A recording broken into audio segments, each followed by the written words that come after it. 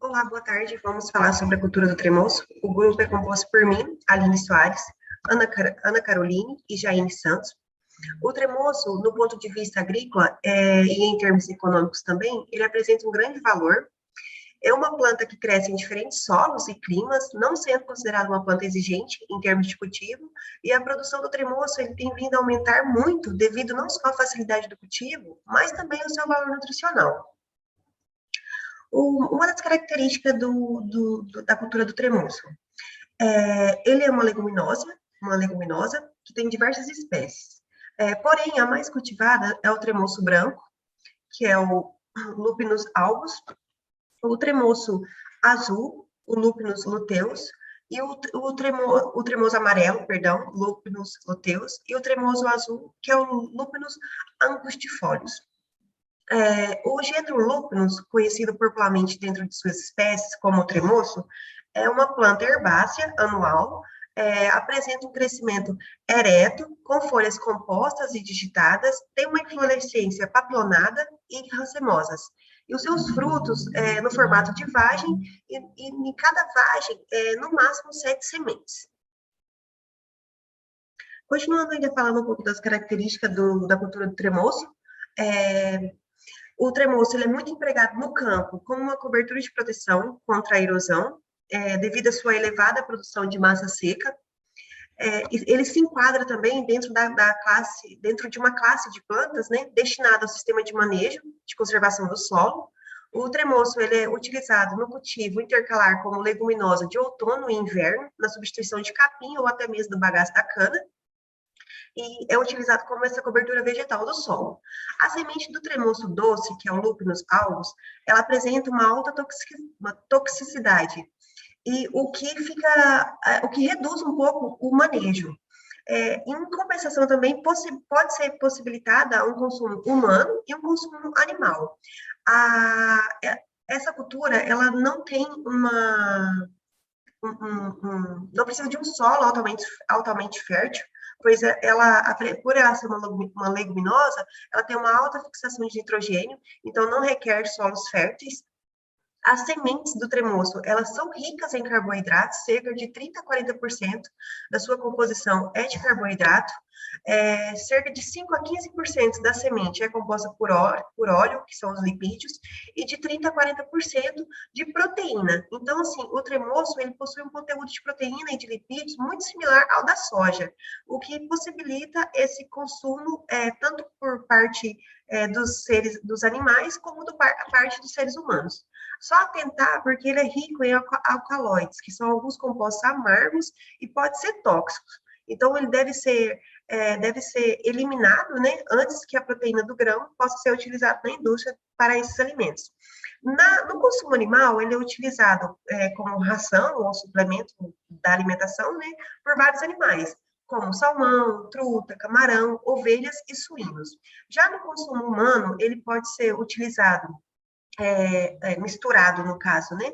Na farinha de pão, espaguete, iogurte, macarrão, biscoito, dentre uns outros alimentos também que pode ser utilizados pela cultura do tremoço. Olá, meu nome é Jaine Santos e irei dar continuidade à nossa apresentação de seminário sobre a cultura do tremoço. Bom, vou falar sobre as variedades. E aqui nós temos as imagens das 3 variedades mais utilizadas, que são o tremoço branco, Lupinus albus, o tremoço amarelo, Lupinus luteus, e o tremoço azul, Lupinus angustifolius, onde nós podemos observar suas respectivas cores. Próximo slide. Bom, aqui eu irei falar sobre os benefícios tanto para o solo quanto para a saúde. Então, considerando que a cultura do tremoço está voltada principalmente para a adubação verde, a adubação mineral é indispensável. A própria planta fornece os fertilizantes para a que virá depois, pois é uma leguminosa com alta capacidade de tornar os minerais assimiláveis ao solo, deixando o poder de mobilização dos nutrientes às culturas seguintes, favorecendo também uma grande quantidade de nitrogênio para o solo. Então, se tiver um solo com uma boa umidade, as raízes do tremoço são capazes de atravessar as camadas compactadas, né, que ocorrem com frequência em áreas de mecanização intensiva da agricultura, atingindo cerca de 1,20 metros de profundidade. Essas raízes extraem nutrientes das camadas mais profundas, trazendo então esses nutrientes para a superfície. Então, as raízes das culturas que sucedem o tremoço conseguem penetrar entre 25 a 80 centímetros a mais no solo, aproveitando os canais deixados pelas raízes do tremoço em decomposição. Por esse motivo, né, podendo resistir à estiagem temporária. Então, né, o tremoço proporciona, então, melhorias nas condições físicas, químicas e biológicas. E para a saúde, né, ele regula a gordura e ajuda quem tem diabetes por reduzir os níveis de açúcar no sangue. E ele também regula o funcionamento do intestino e aumenta a sensação de saciedade no organismo. E por conter cálcio em sua decomposição, ele traz benefícios para os ossos e dentes, e também como problemas como artrite, artrose e osteoporose. E como também tem vitaminas do complexo B, uma das vantagens do tremoço é aliviar problemas como depressão, ansiedade, por agir diretamente no sistema nervoso central. Por ser rico em proteínas, ele também garante mais energia para o corpo e ainda fortalece cabelos e unhas. Sendo assim, uma cultura de grande importância, né, econômica e social. Bom, e aqui eu irei falar sobre o clima. Então, o tremoço exige dias longos e não se adapta bem em climas quentes e úmidos. É sensível à seca, mas, tendo já as raízes desenvolvidas, suporta estiagens temporárias. A espécie menos exigente em umidade do solo é a flor amarela. A que exige maior calor é a de flor branca, que tem como temperatura ideal de 14 graus Celsius, com dias de 13 horas, né, no seu período de emergência e floração. Nas fases de florescimento e enchimento dos ovos, precisa de baixa temperatura e grande disponibilidade de água.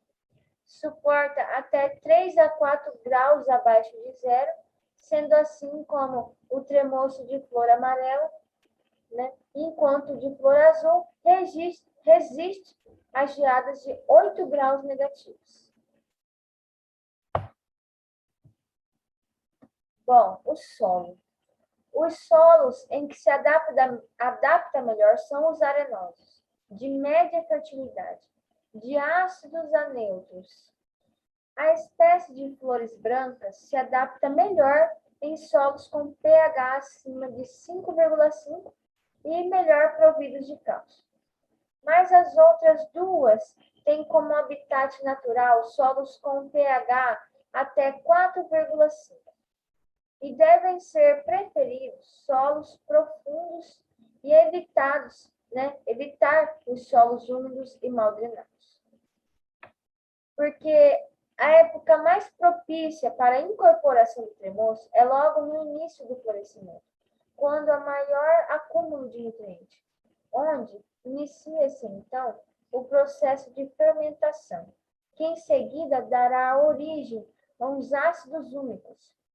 Por esse motivo, não se recomenda semear a cultura principal logo após a incorporação do tremoço, pois nos primeiros 15 ou 20 dias poderá haver problemas na germinação.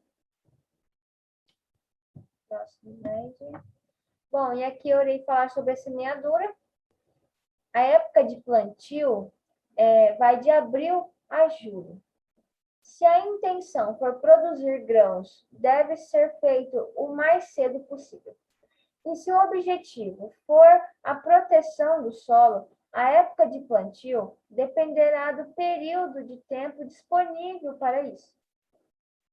E o espaçamento indicado é de 30 a 35 centímetros entre linhas e 10 sementes por metro, se a cultura for voltada para a cobertura do solo.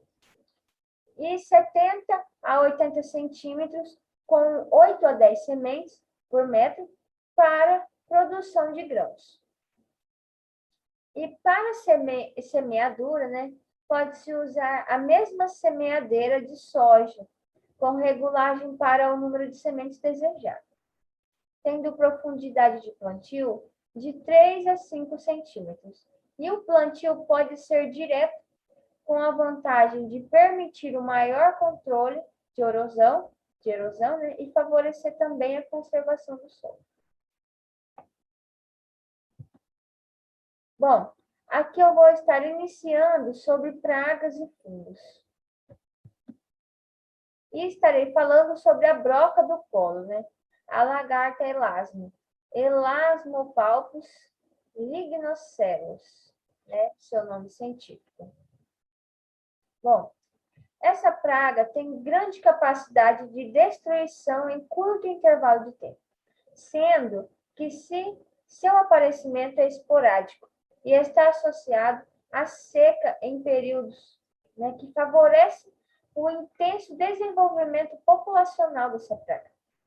Então, maiores danos são observados em solos leves e bem drenados, sendo que sua incidência menor é sobre plantio direto.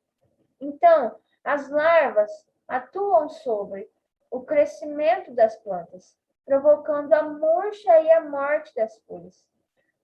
Mal, né, conhecido como coração murcho.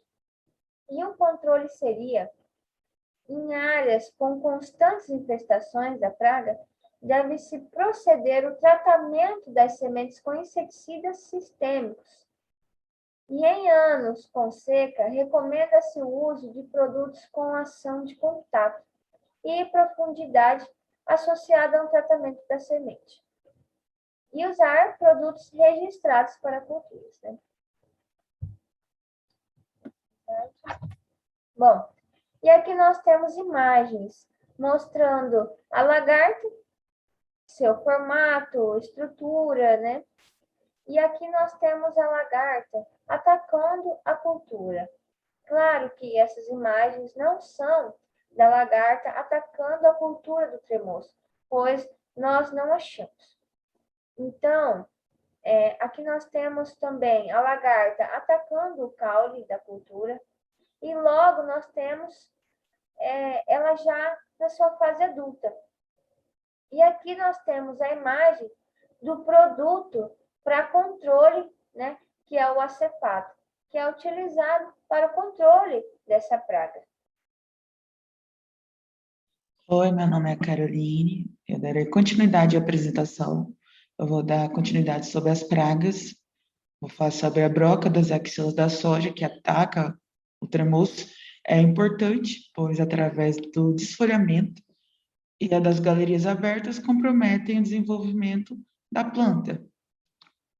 Os danos são inicialmente as lagartas atacam as extremidades das folhas, reunindo-os com os fios de seda. Os maiores prejuízos são o ataque às hastes das plantas, onde abrem galerias e penetram o caule e pecíolo. A lagarta penetra o caule através das axilas dos brotos terminais, na base do pecíolo, e antes que eles se desenvolvam totalmente. Elas se alimentam da parte interna dos folíolos e dos caules, e isso leva à morte ou à deformação das áreas atacadas. O controle pode ser através do controle químico, que deve ser feito quando as pragas atingirem um nível considerável econômico.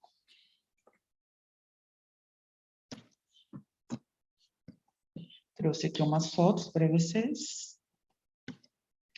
Em relação às doenças, podemos destacar o tombamento, que é um fungo de solo, causado pela Rhizoctonia solani. Os sintomas mais graves na planta acontecem na primavera, pouco depois da plantação, e o estrangulamento parcial dos caules pode originar alguns sintomas, como atraso no desenvolvimento da planta, deformação, descoloração dos caules, necrose do tecido vascular, pigmentações púrpuras nas folhas e com o clima elevado, a temperatura elevada, a infestação pode produzir uma toxina que faz com que inibe as raízes das plantas, formando um micélio. O fungo mantém-se de um ano para o outro sob a forma de escleródeos no solo ou como micélio nos tecidos vegetais, nos restos vegetais. Na primavera, quando as condições são mais favoráveis, esses escleródeos germinam nos caules das plantas, especialmente os que já estão feridos. O desenvolvimento da doença é estimulado por temperatura baixa e umidade elevada. Para o controle, recomenda-se a sucessão de culturas como trigo e aveia e rotação com a soja, de modo que venha a reduzir o inóculo presente na área. O plantio seguinte de milho, feijão, algodão, batata e tomate aumenta a população deste fungo. Deve fazer a aeração profunda, diminuindo o inóculo, né? Soterrar essas matérias presentes, matérias verdes presentes, desses restos culturais, e promover a rápida decomposição desses resíduos, desses tecidos. Sugere também evitar a semeadura profunda, o que faz prolongar o contato. Sempre que possível, o plantio deve ser feito em épocas quentes, para que haja rápida emergência, e o tratamento de sementes é recomendado visando diminuir o inóculo do fungo. As fotos representam os danos causados pela Rhizoctonia e o produto geralmente utilizado para o controle. Em relação à colheita, quando a cultura é voltada para a proteção de grãos, a espécie de flor branca e algumas variedades não apresenta problema de deiscência, que é a abertura de vagens com a queda da semente. As espécies que apresentam deiscência, recomenda-se efetuar a colheita nas primeiras horas da manhã para evitar perdas de colheita. E quando as plantas atingem a maturação. A maturação é uniforme, pode ser realizada mecanizada também, por meio de colhedeiras convencionais. A colheita ainda pode ser realizada através de cortes e posterior trilha, assim como em outras culturas, como a canola. Além das regulações feitas no equipamento para redução de perdas, é também essencial que a colheita seja feita de manhã, com 12 a 14% de umidade, estando então uma planta parcialmente verde. A umidade relativa do ar também deve ser alta. Para a colheita, deve-se realizar em horas mais frescas do dia, né, evitando horas mais quentes. E a colheita, para que seja realizada após a colheita, as sementes elas secam uniformemente, né, o que pode ser utilizado colhedeiras. E após isso, a palhada é incorporada. E antes de se tornar sementes viáveis, entre a semeadura e a colheita durem entre 110 e 120 dias, mais ou menos, dessa cultura. Deve ser realizado com rolo, faca, rolo liso, grade ou dessecação. O beneficiamento, que é o processo no qual as sementes são retiradas do fruto, limpas e armazenadas, consiste principalmente na colheita, trilha, secagem e limpeza, além do armazenamento. A remoção de impurezas, advindas do processo da colheita, é extremamente necessário, visto que diminui a infestação como de aspergilo, penicílio, fusário, na etapa de armazenamento dos grãos.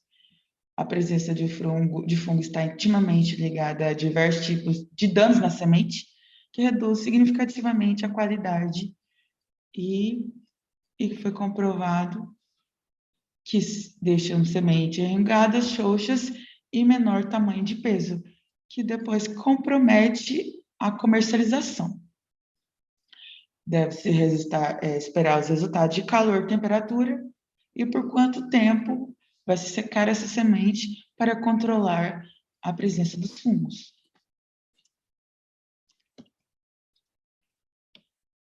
A comercialização, o interesse por esse vegetal também tem benefícios para a saúde, como a prevenção de obesidade, diabetes e doenças cardiovasculares. O tremoço é consumido após a remoção do amargor resultante da diminuição de alcaloides. A indústria tem espécies definidas e tempo de maturação e tipos de tratamento distintos que varia de espécie para espécie e temperatura. Depois da imersão em água e cozimento, os alcaloides devem ser removidos usando tratamento aquoso, biológico ou químico. Existem empresas que produzem ingredientes naturais, os quais as farinhas de tremoço é destinado para incorporação em alimentos como salsicha, produtos de padaria e doces. Alguns produtos como o iogurte também é utilizado, que está sendo aceito, assim como o leite de vaca. De forma geral, graças ao teor elevado de fibra, o seu produto contribui para a qual é incrementado. Então, é isso que eu tinha para apresentar para vocês. Aqui estão as bibliografias utilizadas para a montagem do trabalho. Muito obrigada.